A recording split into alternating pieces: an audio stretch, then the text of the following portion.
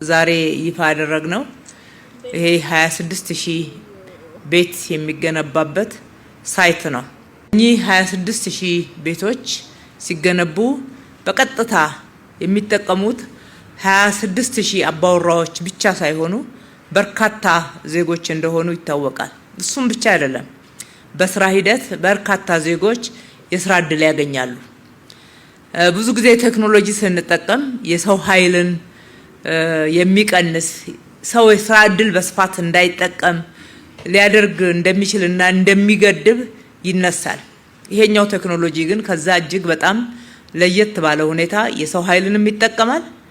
በተመሳሳይ ሁኔታ ለፍጥነትና ለፈጠራ ስራችን እጅግ ትልቅ ግብአትን ይዞ መጥቷል። ይሄ ለአዲስ አበባ ብቻ ሳይሆን ለሀገራችንም ታላቅ ብስራት ነው።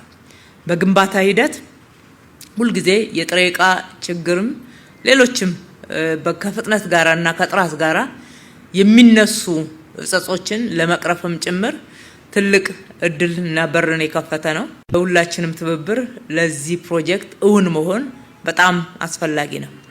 ዛሬ ከጀመርንበት ቀን ጀምሮ በሚቀጥለው 1 ዓመት ጊዜ ውስጥ ማለት ነው እስከ ዛሬ ዓመት ድረስ ሊሳካ የሚገባው ፕሮጀክት እንደሆነ ተስማምተን ነው ከሌጋሲ ሆም ቴክኖሎጂውን ይዘው ወደ ሀገራቸው ከመጡት የስራው